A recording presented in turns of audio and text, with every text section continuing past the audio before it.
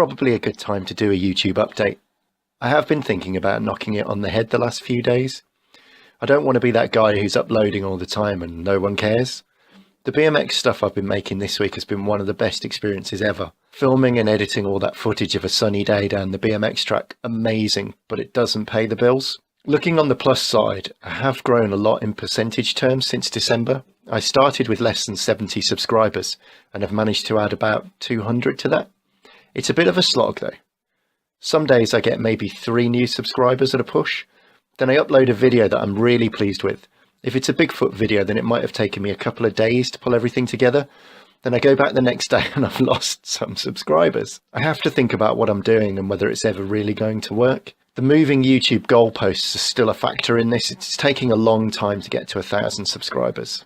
I'm getting about 10,000 hours of viewage a month, which needs to be 20 to get to 4,000 hours a year. In this video, I'm going to cover 2 things which I've been meaning to do for a while.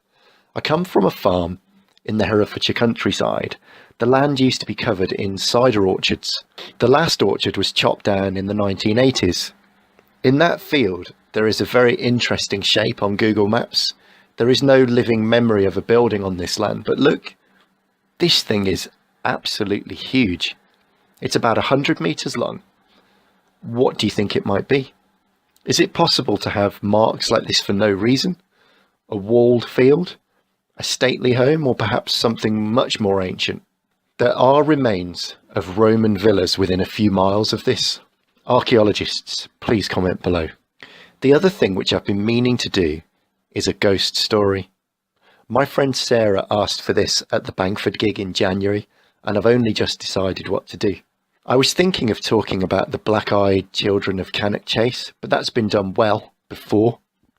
Seeing the headlines about Paul O'Grady and Kim Wilde seeing aliens or UFOs got me thinking about a childhood experience of my own. I used to live in this house by the church in Wellington. When I was about 9 or 10, I woke up one night to see a tall, hooded figure standing over the bed. I could see his face and he was staring straight at me. I was frozen in fear and just watched as his hand came down towards me. When he touched the bed, he just disappeared. Now, there are many explanations out there for this sort of thing, and I certainly do suffer from sleep paralysis and other related things. I understand this is similar to the feeling that there's someone in the room, or the hag sitting on your chest, and even seeing grey aliens in the room. But of course, standard explanations like this tend to assume that it's imaginary and essentially rule out the possibility of something supernatural. I don't generally believe in the supernatural, but that's at odds with this experience.